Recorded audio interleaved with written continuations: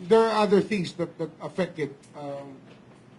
The Republic Act 9851, the international humanitarian law, our adherence to international humanitarian law is the law in the case now. And that will be for us to argue with to bring out in the Supreme Court. Because it's a matter that defines and redefines cases of this nature that are brought before our courts or that are brought before us to decide on whether we take a judicial alternative or we take an executive action. And in this case, we decided to take executive action. And you are compliant already with our Interpol commitments. Yes, it is a diffusion order that we got from the Interpol and a warrant. A copy of the warrant was given to us, and it was just about right that we did what we had to do. I have no qualms about what we did being right or wrong. I think that we were in the right the whole time.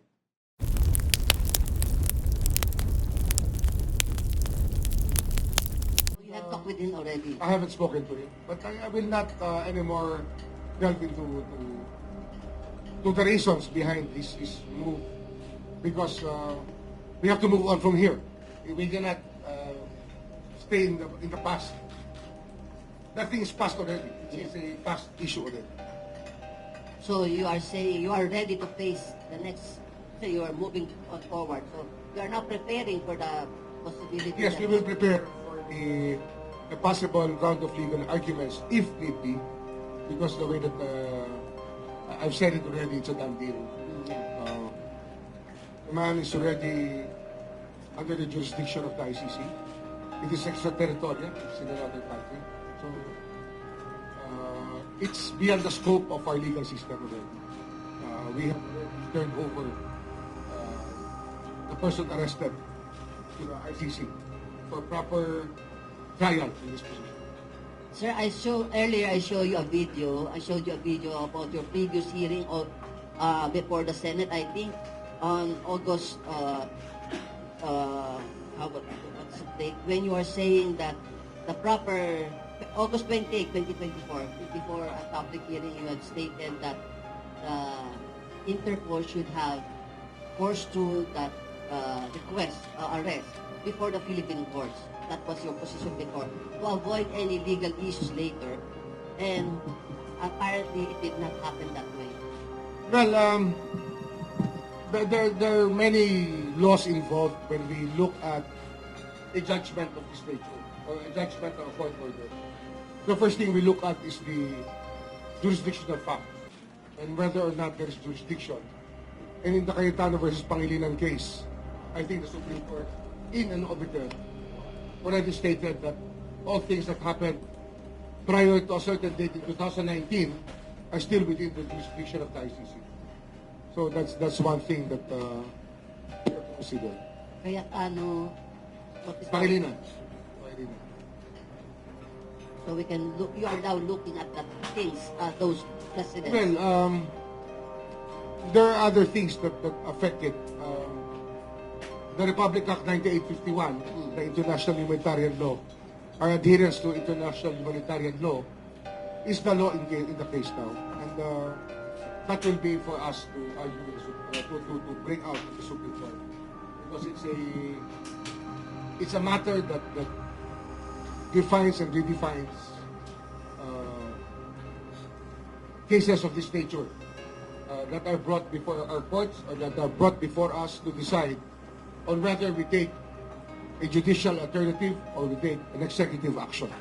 And in this case, we decided to take executive action. And you are compliant already with our Interpol commitments.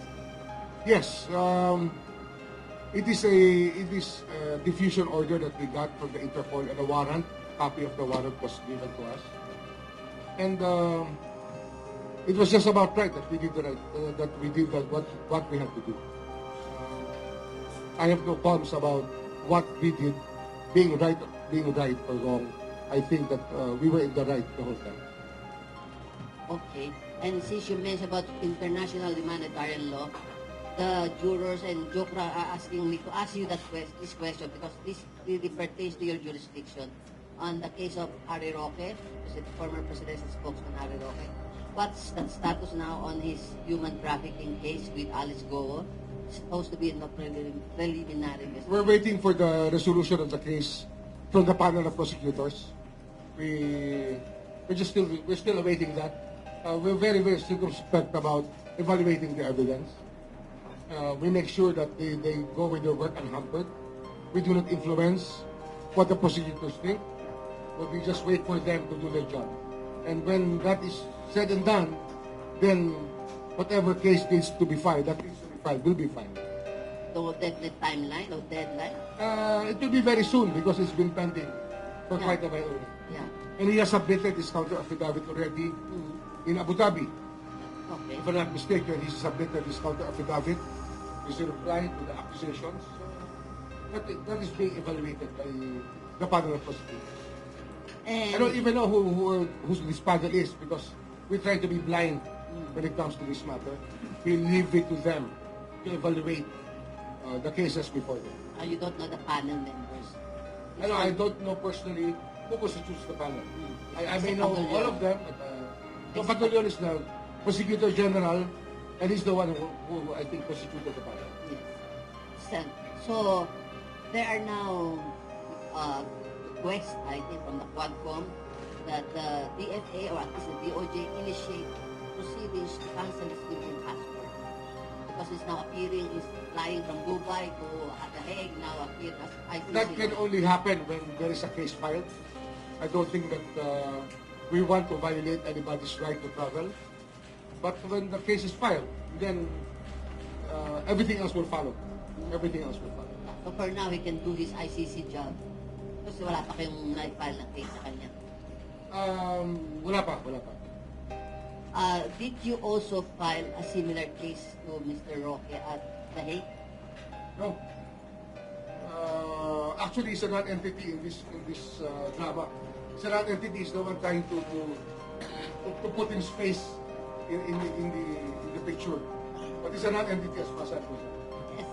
Anyway, sir, yung isa pang EJK killings ni former President Duterte, na-file na ba nyo dito sa atin? Di ba sa DOJ ninyo? Unfortunately, many of the cases that were filed with the DOJ ended up with the former Prosecutor General who immediately turned over the cases to the Ombudsman. And I don't really know what the Ombudsman has done about these cases. At least there are no Duterte cases pending before us Okay. because these were turned over by the former Prosecutor General to the Ombudsman. And it was never returned to us. So it is for the disposition of the Ombudsman.